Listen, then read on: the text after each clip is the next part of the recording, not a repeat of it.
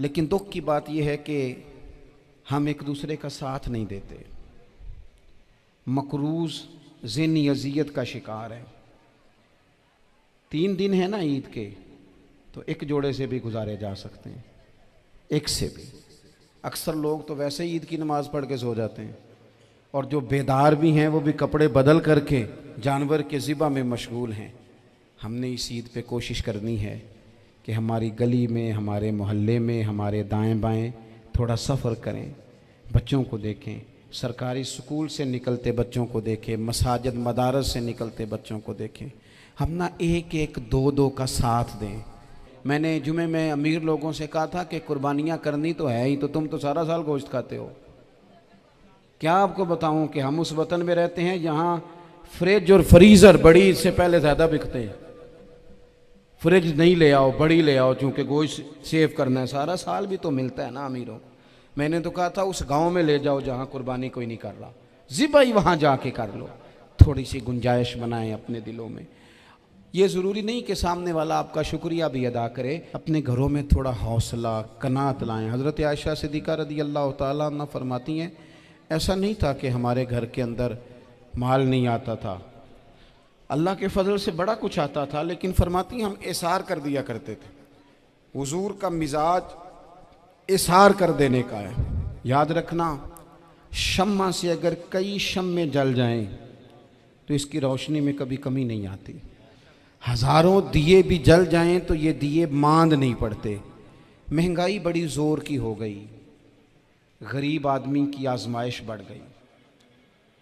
हमेशा महंगाई से गरीब लोग मुतासिर होते हैं। अमीरों की तो चीज़ें महंगी हो जाती हैं, वो तो सिंगल उन्होंने जमा की होती हैं, महंगी होती हैं तो डबल में बेचते हैं। गरीब पिसता है। लेकिन दुख की बात यह है कि हम एक दूसरे का साथ नहीं देते। मकरूज ज़हनी अजियत का शिकार है। 3 दिन है ना ईद के, तो एक जोड़े से भी गुजारे जा सकते हैं, एक से भी। अक्सर लोग तो वैसे ही ईद की नमाज़ पढ़ के सो जाते हैं, और जो बेदार भी हैं वो भी कपड़े बदल करके जानवर के ज़िबा में मशगूल हैं। हमने इस ईद पे कोशिश करनी है कि हमारी गली में, हमारे मोहल्ले में, हमारे दाएं बाएं थोड़ा सफ़र करें, बच्चों को देखें, सरकारी स्कूल से निकलते बच्चों को देखें, मसाजिद मदारस से निकलते बच्चों को देखें। हम ना एक एक दो दो का साथ दें। ये जितनी सियासी जमातें काम कर रही हैं, जिनकी हुकूमत थी, जिनकी है, पता नहीं कल किसकी आएगी, मैं तो ज़ाती तौर पर इनसे पूरा मायूस हूँ। मुझे तो नहीं लगता कि जितने लोग आज तक हुकूमत कर चुके हैं, बार बार आते हैं या पिछली हुकूमत गई है, इनके पास कोई प्लान ही नहीं है। ये तो बेचारे एक दूसरे की टांगें खींचने के अलावा ना कुछ कर सके हैं, ना उम्मीद है कुछ करेंगे। लेकिन गरीब की तकलीफ़ बढ़ गई है। मेरे पास 20 लोग आते हैं, आते तो वो दुआ का कहने हैं, आते तो सिर्फ ये बताने हैं कि इस मुश्किल में हूँ, दुआ करना। लेकिन दोस्तों, लोगों की बातें सुन के बड़ी तकलीफ़ होती है।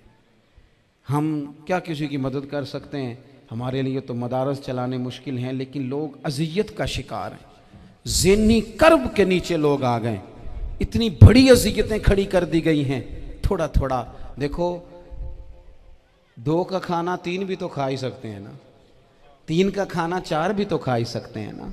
मेरे महबूब ने हमें ये नहीं कहा था ज़्यादा गोश्त पकाना, बल्कि रसूल पाक ने तो रंग ही बड़ा सादा दिया है। करीम ने फरमाया, आयशा शोरबा ज़रा ज़्यादा कर लो, पड़ोसियों को भी सालन दे देंगे, थोड़ा शोरबा ज़्यादा कर लो, इसी को बढ़ा लो, थोड़ा शोरबा बढ़ा लें, थोड़ा थोड़ा एक दूसरे की मदद करें, दस्त शफ़क़त रखें। गलियों में सुनसान लोग, अब तो लोग एक दूसरे से दुख भी नहीं कहते, वो कहते हैं देना किसी ने है कुछ नहीं, और तमाशा अलग से बन जाएगा। दोस्तों, हमने खुद एक दूसरे का हाथ बटाना है। जो लोग साहिब सरबत हैं, देखो एक ही बाप की औलाद होती है, एक को अल्लाह बड़ा नवाज देता है, 2-3 कमज़ोर रह जाते हैं, उसको चाहिए वो दूसरों पे दस्ते शफ़क़त रखे। एक गली में सारे लोग एक ही कबीले के, एक ही इलाके के, एक आगे निकल गया है, उसे चाहिए वो दूसरों का ख्याल करे। अजीज़ भाइयों, हमने इस कमर तोड़ महंगाई के दौर में, मैंने जुमे में अमीर लोगों से कहा था कि कुर्बानियाँ करनी तो है ही, तो तुम तो सारा साल गोश्त खाते हो। क्या आपको बताऊं कि हम उस वतन में रहते हैं जहाँ फ्रिज और फ्रीज़र बड़ी इससे पहले ज़्यादा बिकते हैं। फ्रिज नहीं ले आओ, बड़ी ले आओ, चूँकि गोश्त सेव करना है, सारा साल भी तो मिलता है ना अमीरों को। मैंने तो कहा था उस गांव में ले जाओ जहाँ कुर्बानी कोई नहीं कर रहा, ज़िबा ही वहाँ जाके कर लो। थोड़ी सी गुंजाइश बनाएं अपने दिलों में। ये ज़रूरी नहीं कि सामने वाला आपका शुक्रिया भी अदा करे। हज़रत आयशा सिद्दीक़ा रज़ी अल्लाह ताला अन्हा, अम्मा जी एक कनीज़ रखी हुई थी, हज़रत उस्मान गनी ने दी थी कि आपकी खिदमत करेंगी। तो वो कनीज़ कहती है कि अम्मा जी तो मेरी भी रोटियां पका देती थी, वो तो मेरे लिए भी खाने का अहतमाम कर देती थी, लेकिन कोई दरवाज़े पे अगर मांगने आता तो हज़रत आयशा सिद्दीक़ा मुझे कहती इसे खैरात दे आओ। तो मैं कहती अम्मा जी ये काम तो लोग दौड़ के करते हैं और आप ये मुझे कह रही है मैं कर दूं। तो हज़रत आयशा फरमाती जब कोई बंदा किसी को देता है तो वो शुक्रिया अदा करता है। मैं चाहती हूँ वो शुक्रिया भी तेरा ही अदा कर जाए, मैंने जो अजर लेना है वो रब की बारगाह से लेना है। तो मेरे भाई अपनी ज़िंदगी में थोड़ा सा तो दिल बड़ा करें, थोड़ी थोड़ी गुंजाइश पैदा करें। और ये ज़रूरी नहीं कि उस बंदे का आपसे बड़ा अच्छा सलूक ही हो, ना भी हो उस गरीब का सलूक अच्छा, तो बाज़-औक़ात बंदा गरीबी में तल्ख भी तो हो ही जाता है ना। बाज़-औक़ात इंसान पे गुर्बत ज़्यादा आ जाए तो उसकी तबीयत भी तो, बीमार आदमी सख्त भी तो हो जाता है। तो मेरी आपसे ये गुजारिश है कि ये जो दिन चल रहे हैं वो हमारे यहाँ हमारे हुक्मरान कहते हैं मज़ीद सख्त फ़ैसले करने पड़ेंगे। वो मैंने कहा तुम्हारे लिए तो आसान है, इसलिए कि तुम तो जिस दफ्तर में बैठ के फ़ैसला करते हो उसकी तो बत्ती कोई नहीं जाती, तुम्हें क्या पता हो, वहाँ तो एसी भी 1 मिनट के लिए बंद नहीं होता। ये तो उससे पूछो बाप से कि जो ईद से पहले अपनी बीवी से मशवरा कर रहा है कि ईद आ गई है, अगर बेटी के घर कपड़े ना भेजे तो उसकी सास बातें करेगी। ये छोटी ईद गुजरी थी ना, तो हमारे यहाँ कुछ लोग समझते हैं कि सखावत सिर्फ रमज़ान में ही करनी है और रमज़ान में सवाब ज़्यादा है, वरना राशन वंडन वाले और लोग को ईदों बाद भी भूख लग दीजिए, ईद के बाद भी उसी तरह ही गरीब के साथ पेट होता है, लेकिन तवज्जो नहीं। एक तो ज़ौक़ इल्म पैदा करें, एक अपने घर में इत्मीनान का माहौल लाएं। तीसरी गुजारिश ये है कि महंगाई और सख्ती के इस दौर में अपने मुसलमान भाइयों का, अजीज़ों का, अहले मोहल्ला का हाथ बटाएं, प्यार करें। तो मेरे अजीज़, अगर लोगों को मसाइल का पता चले तो सैकड़ों घर बच जाएं तबाह होने से, बड़े बड़े घर बच जाएं, लेकिन मसाइल नहीं आते। मेरे पास मसला पूछने के लिए कुछ लोग आ गए तो 4-5 साल का बच्चा भी था जिसके वालिद ने गुस्से में अपनी बीवी को 3 तलाक़ें दी थी। तो छोटा सा बच्चा, कपड़े भी फटे पुराने, और हालत बता रही थी कि गरीबी है। तो जब मैंने मसला बताया कि 3 तलाक़ें हो गई हैं तो वापस जाने लगे। तो बच्चा मुझसे कहता है, देहाती आदमी, तो कहने लगा मौलवी साहब मेरी अम्मा ते नानी कहनी असन पूछ के आई आप कि हुण असीं लहदा लहदा ही रहना है। तो उस बच्चे की नौनिहाल की वो कैफियत देखी तो मैं रो पड़ा। मैंने कहा यार ये बच्चा बेचारा माँ बाप के होते हुए ये यतीमों जैसी ज़िंदगी गुजारेगा क्योंकि बाप ने तलाक दे दी। किस तरह मसाइल नहीं बताए लोगों को, तालीम से आगाही नहीं किया। और इसमें बहुत बड़ा जुल्म है उन लोगों का भी जो जनाजे पे खड़े होके तो कह देते हैं, मेरी तरह के लोग अच्छे उलमा की बात नहीं करता, वो कह देते हैं देखो जी लोगों को जनाजा नहीं आता। भैया आपने किस दिन इशा के बाद क्लास लगाई थी जनाजा सिखाने की? ये तो आपने कह दिया लोगों को कुरान जी ठीक नहीं आता। तो यहाँ तो बेचारी बीबियाँ जिनको सही पढ़ना नहीं आता वो मिशन बना लेती हैं कि मैंने इतने शौक हो कुरान पाक पढ़ाना है, बेवा हो गई हूँ, तलाक याफ्ता हो गई हूँ, सारी ज़िंदगी कुरान पढ़ाऊँगी। हम क्यों ये मिशन नहीं बनाते, क्यों इस तरफ सफ़र नहीं करते? एक तो दीनी मालूमात में, दीनी उलूम में अपने आप को लगाएं और ज़ौक़ पैदा करें कि जो चीज़ें मुझे नहीं आती मैंने वो सीखनी है, जो मामलात मुझे नहीं आते मैंने उनकी तरफ सफ़र करना है। एक तो अपना ये मिजाज बनाएं। और जब आप दीनी उलूम सीखते हैं तो पता है कौन सा मंज़र कायम होता है? मंज़र वो बनता है कि हज़रत अबू हुरैरा भी दीन सीखा करते थे, हज़रत अब्दुल्ला इब्न उमर भी असहाबे सुफ़ा में रहा करते थे, हज़रत अनस बिन मालिक भी रहा करते थे। और ऐसा मंज़र बनता है कि हज़रत सैयदा खतीजतुल कुबरा रज़ी अल्लाह ताला अन्हा फरमाती हैं, सैयदा फ़ातिमा हुज़ूर की गोद में बैठी होती थी और नबी पाक से बातें पूछती थी और हुज़ूर उन्हें बता रहे होते थे। सैयदा आयशा हुज़ूर से दीन की बातें पूछती। चौथा हिस्सा हमारी फ़िक़्ह के उसूल हज़रत फ़ातिमा की, हज़रत आयशा सिद्दीक़ा की मरवियात पर मबनी है। अगर हमारी बच्चियां छोड़ दें डाइजेस्ट पढ़ना, छोड़ दें इधर उधर की मूवी देखना, और वो किताब व सुन्नत पर आ जाएं, तो बहुत सारे मसाइल ऐसे हैं जो उलझने से पहले ही सुलझे हुए हों। दीनी तालीम का मिजाज और ज़ौक़। और दूसरी आयत करीमा मैंने तिलावत की, अल्लाह करीम ने कुरान मजीद में फरमाया, या अय्युहल्लज़ीना आमनू कू अनफुसकुम व अहलीकुम नारा, ऐ ईमान वालो खुद भी दोज़ख की आग से बचो और अपने घर वालों को भी बचाओ। ओ वालिद, वो माँ जो बच्चों को भूख से बचाने के लिए मेहनत करती है, उनको मायूसी से बहुत सारे माँ बाप ऐसे होते हैं जिनके पास कपड़े लेने के पैसे नहीं होते ईद पे। क्यों? अजान शुरू होगी जी। अजीज़ भाई, जिस तरह हम अपने बच्चों को देखें, बहुत सारे माँ बाप के पास गुंजाइश नहीं होती, लेकिन इस नीयत से कि बच्चों के दिल टूट जाएंगे, ईद पे कैसे गुजारा करेंगे, मुश्किल से भी कपड़े ख़रीद के देते। इस तरह हम अपने बच्चों को भूख से, प्यास से, मायूसी से बचाते हैं। इस तरह हमारे रब ने हमारे ज़िम्मे लगाया है कि तुम अपने बच्चों को कोशिश करो दोज़ख की आग से बचाने की। हज़रत उमर फ़ारूक रदी अल्लाह ताला अन्हु ने अर्ज़ किया था, या रसूल अल्लाह सल्लल्लाहु ताला अलैहि वसल्लम, इस आया करीमा का माना क्या है? तो महबूब करीम अलैहिस्सलाम ने फरमाया, उमर, जिन चीज़ों का अल्लाह तुम्हें हुक्म देता है तुम अपने घर वालों को उन चीज़ों का हुक्म दो। जिन चीज़ों से रब रसूल तुम्हें मना करते हैं अपने घर वालों को उनसे रोको। अपने घर के अंदर निफाज दीन करने की कोशिश करो। मेरे भाई, बहुत ज़्यादा आजमाइश है हमारे घरों में, बेचैनियाँ हैं, इस्तराब है, बच्चों में सख्ती है, बहन भाई एक दूसरे के साथ लड़ते हैं, मिजाजों में तलखी आ गई। क्यों भला? इसलिए कि माँ बाप को जो बेहतरीन किरदार और जो हसीन तरीका घर में अपनाना चाहिए था, बच्चे तकरीर बाहर से सुनते हैं लेकिन वो फॉलो अपने माँ बाप को करते हैं। अगर माँ बाप में हौसला हो, सब्र हो, इत्मीनान हो, खुददारी हो, थोड़े पर गुजारा करने का मिजाज हो। देखे ना, आज डिप्रेशन है, टेंशन है, पैनिक्स अटैक्स हैं, बड़ी सारी चीज़ें आ गई हैं। क्यों भला? सब्र नहीं, तहम्मुल नहीं, बुर्दबारी नहीं। आजमाए। एक दिन एक बच्चा मेरे पास आ गया मदरसे का और आके वो रोने लगा। मेरे घर वाले कहने लगे, खाना छोड़ दें, पहले इसकी बात सुन ले। मैंने कहा, पुत्र क्या हुआ? किसी ने मारा है? किसी उस्ताद ने? कहने लगे, नहीं हजरत, घर फ़ोन किया था तो मेरी अम्मा और अब्बा की लड़ाई हो रही है। बच्चा कांप रहा है, टांगे कांप रही। मैंने कहा, क्या हो क्या गया तुम्हें पुत्र? लड़ाई हो रही है तो घरों में हो ही जाती है। कहने लगे, नहीं आपको पता नहीं, वो बड़ा सख्त लड़ते हैं।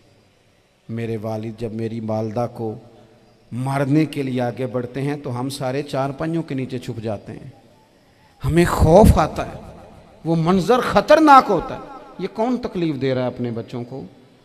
यहाँ बैठे हमारे यहाँ मीलों दूर रहते थे उसके घर वाले, तो वो तकलीफ में था, तो घर में क्या कैफियत होगी?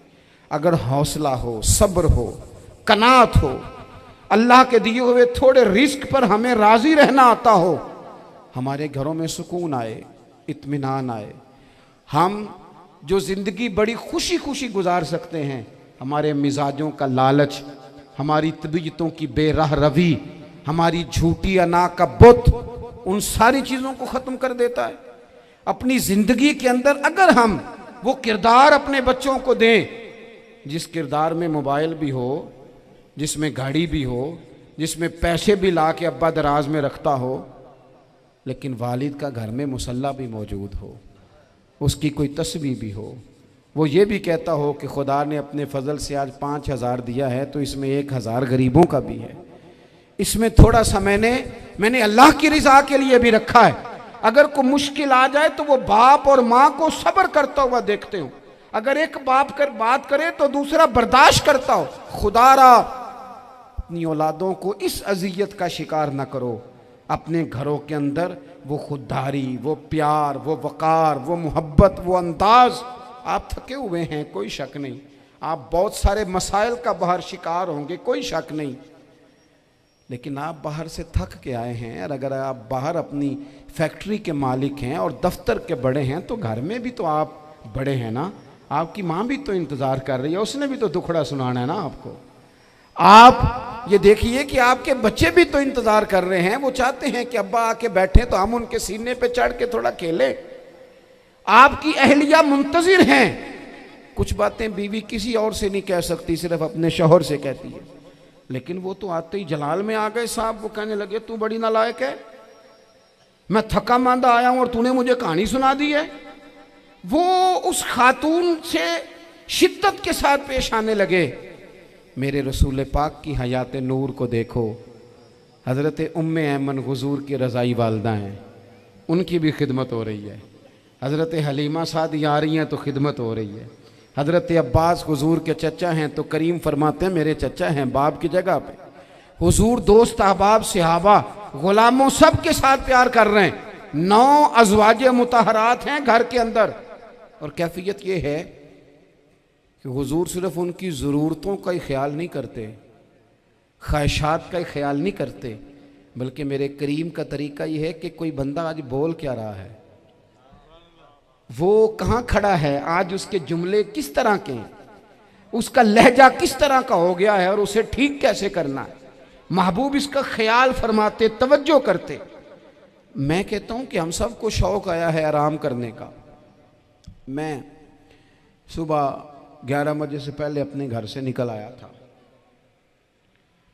और ये वक्त आ गया है और रात को खुदा जाने किस वक़्त घर पहुंचना है।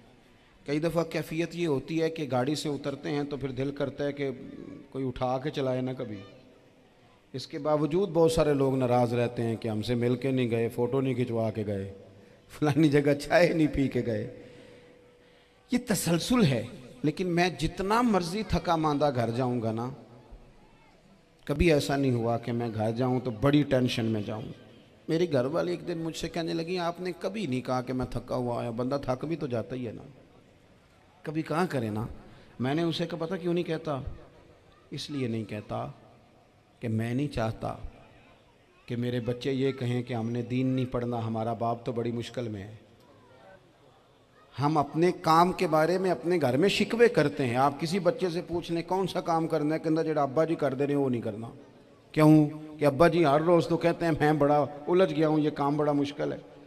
मैं चाहता हूँ कि मैं अपने बच्चों को ये बताऊँ कि पुत्र मैं तो जिधर जाता हूँ फूल ही फूल हैं, मैं तो जिधर से गुज़रता हूँ मोहब्बत ही मोहब्बत है, मैं तो जिधर से देखता हूँ दुआएं ही मिलती हैं, ताकि उनका शौक़ पैदा हो।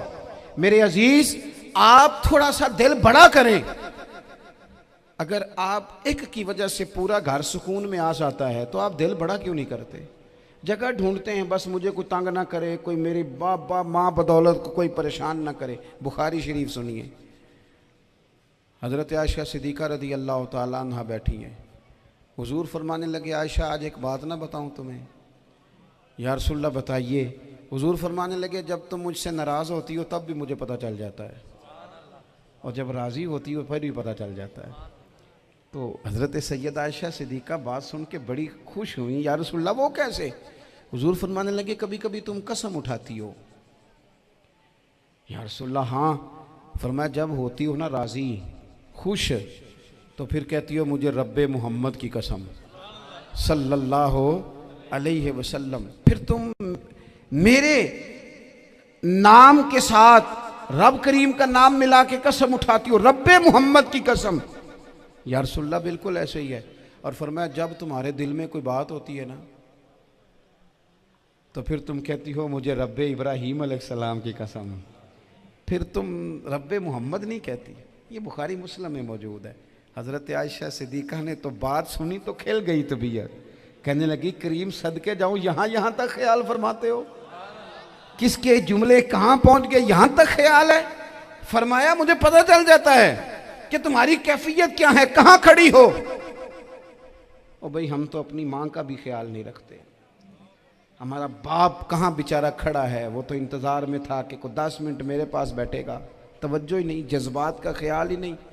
हज़रत आयशा सिद्दीक़ा बात सुन के अर्ज़ करने लगे या रसूल अल्लाह मुझे रब्बे मोहम्मद की कसम हो, मैं सिर्फ नाम छोड़ती हूँ, मेरे दिल में हर वक़्त मदीने वाले महबूब ही रहते हैं, नाम ही छोड़ती हूँ सिर्फ। ओ मेरे दोस्त थोड़ा सा जा। और दूसरा अर्ज़ करूँगा, दौलत अगर बहुत आली चीज़ होती ना, बहुत कीमती, तो सबसे ज़्यादा सैयद आयशा के घर में होती। अगर पैसों से ही शौक़ आता तो पैसे सबसे ज़्यादा हज़रत फ़ातिमा ज़हरा के काशाना नूर में होते। ओ मेरे भाइयों, सोना वक्त मोहब्बतों से गुजारा जा सकता है। ओ भाई, मैंने तो अपने घर में ये देखा कि मेरे वालिद साहब गर्मी आती तो फरमाते, ओ लो भाई तुहानू हुण परवाह नहीं, मैं तुहाडे पड़ोले च दाने पा दिते ने ते तुहाडी माँ ने मर्तबान च अचार पा दिता है। लो अब तुम्हें कहीं जाने की ज़रूरत नहीं पड़ेगी। इस पे भी वक्त बड़ा अच्छा गुजरता था।